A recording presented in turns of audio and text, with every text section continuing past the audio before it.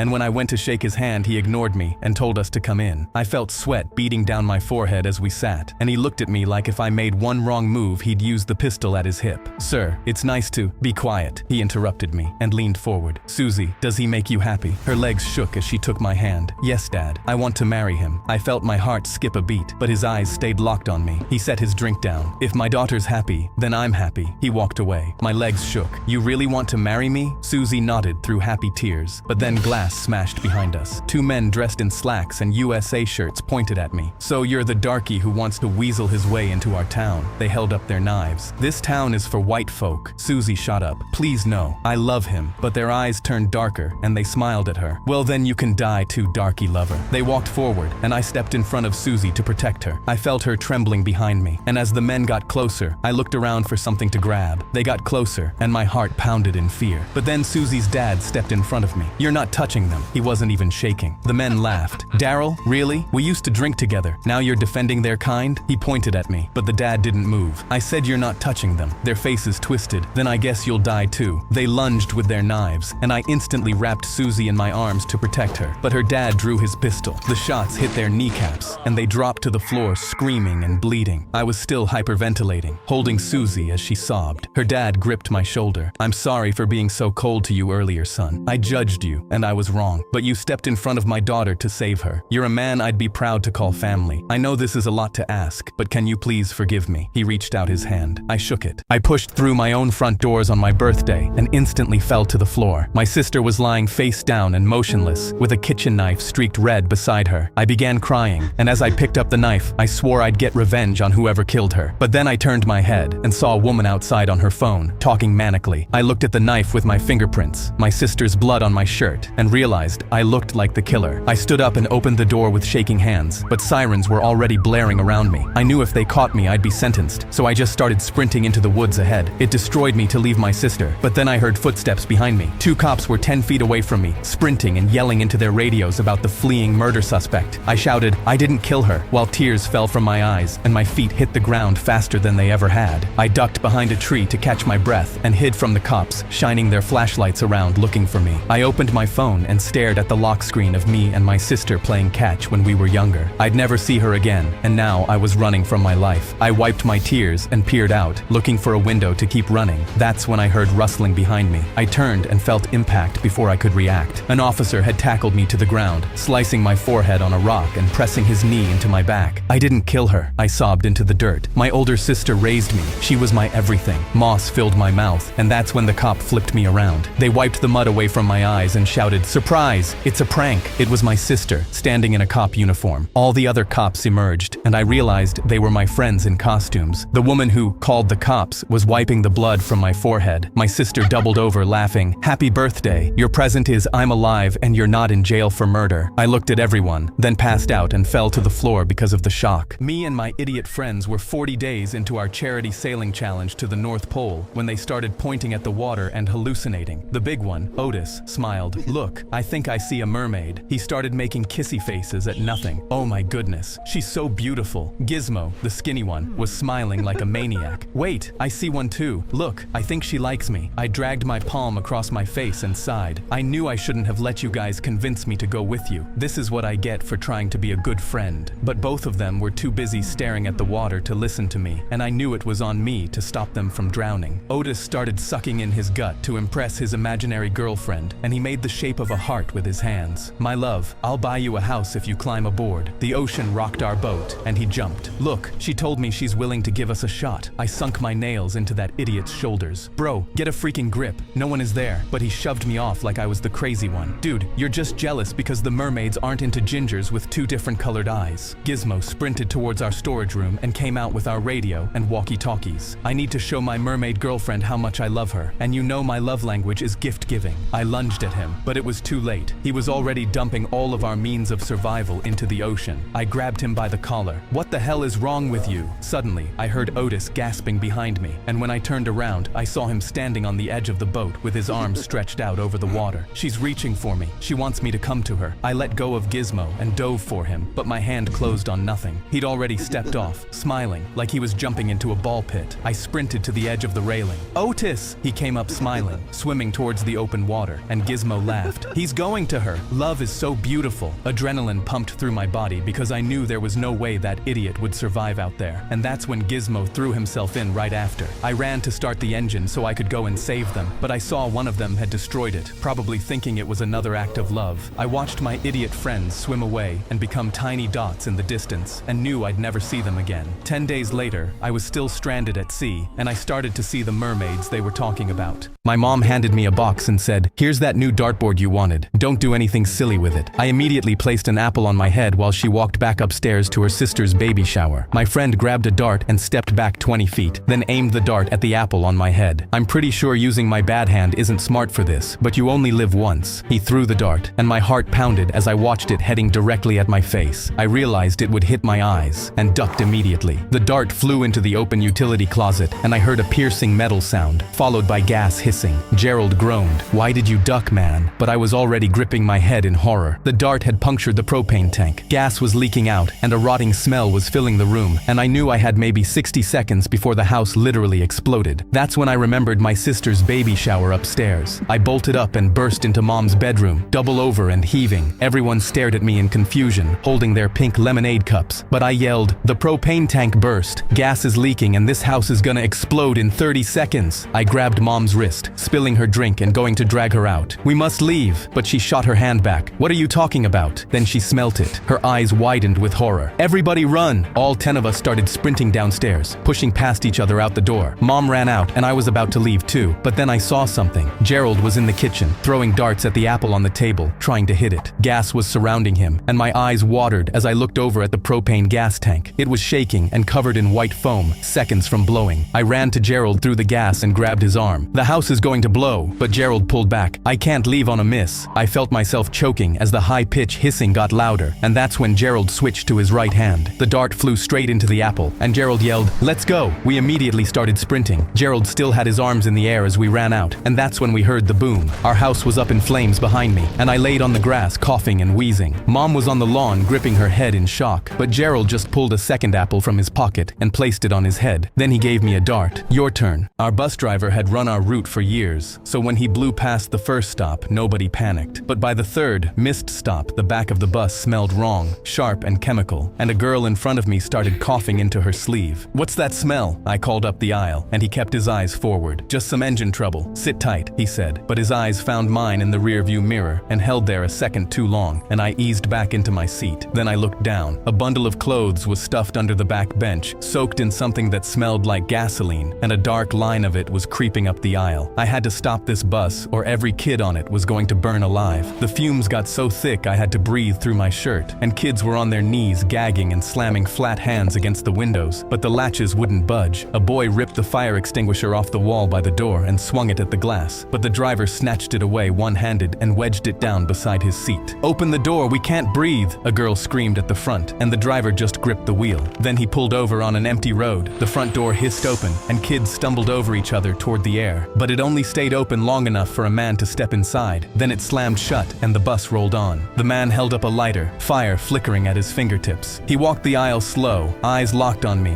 and stopped with the flame an inch above the soaked clothes. "Hey kid, remember the basketball court? You pointed me out to the cops, and your little story bought me 4 years inside. Dear old dad knew right where to find you." He nodded at the driver, who wouldn't meet his eyes in the mirror. My legs went weak, but 2 kids hauled the arm with the lighter toward the ceiling. 3 more tackled his knees, and I lunged for his wrist as the flame dipped and lifted and dipped again. "It wasn't a story," I screamed from under the pile. "He was beating a kid half to death, and that's all I ever told them." The man grinned, still forcing the lighter toward the floor. "You should have kept your mouth shut." The driver slammed the brakes so hard we all slid into the seats, and he was up with the extinguisher he'd taken from that boy. "You told me you didn't do it." Then he pulled the pin and buried the back of the bus in foam, the soaked clothes, the line up the aisle, us, until everything was white. His son tore one arm free, finally got the lighter lit, and dropped it. The flame died in the foam against my shoe. There was nothing left for it to burn. His boots slid out from under him in the foam, and the kids pinned him there. And the man who had driven us safely down that road for years stood over his own son and finally let the empty extinguisher fall. I was watching the New Year's fireworks exploding while my dog sat calmly beside me. Gringo did 2 years in Iraq with me and wasn't scared of loud noises, but then a lit firework came flying straight at us. I scrambled to get Gringo, but I wasn't fast enough. The firework went off near his leg, and Gringo immediately yelped. When I looked over, a punk teenager was staring at us and smirking from the pavement. Maybe now that dog will finally start being scared of my fireworks. I balled my fist as I wanted to lay him out, but I couldn't hit a teenager. I drove Gringo to the hospital as he sat silently shaking in my car, quiet despite the terrible pain. The vet told me they'd have to amputate his leg. Gringo rolled home with me in a dog wheelchair for his back legs. The teenager stood right there with more fireworks in hand. Every day for the next 2 weeks, he set them off when me and Gringo walked outside. I gripped my head in horror because Gringo had started shaking and being afraid, something 2 years in Iraq never even did to him. I watched the punk bring a box of fireworks into his shed and knew I had to act. I called Hughes, the bomb diffuser I served with, and that night we were in the shed rigging his fireworks. We walked to his door and saw him through the window throwing darts at a board full of pictures of dogs. We rang and he opened. "Are you here to beg me to stop with the fireworks? Your dog can't take much more." He laughed, but then Hughes held up a sole firework. He